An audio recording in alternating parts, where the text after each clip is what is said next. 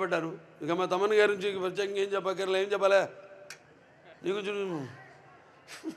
ఏదో అంటాను. సప్త సాగర సంఘర్షణ తరంగ జ్వలిత శబ్దోద్భవ మాధురి శబ్ద స్వరాలైన సరిగమ్మ పదని సంగీత సాహిత్య మృదు గీతాలు వినడానికి మరి భాషా భేదం కానీ ఆడమగ తేడా కానీ లేకపోతే పండిత బామరాది పట్టు విడుపుడుపు కానీ ధనిక దారిద్రాది తారతమ్యములు కానీ అభిమానం దురభిమానులనే అడ్డకట్టలు గోడలు కానీ ఉండవని నేను ఇప్పుడు చెప్తుంటాను.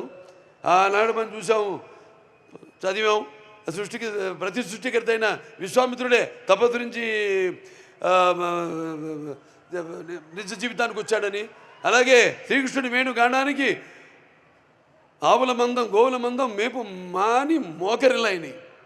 అలాగే నేటికి నాదస్వర సంగీతానికి నాగపాములు పడగలు ఎత్తి ఆడడం చూస్తున్నాం. అంటే సంగీతంతో హిట్ అయితే సినిమా సగం హిట్ అయినట్టే, సంగీతం హిట్ అయితే.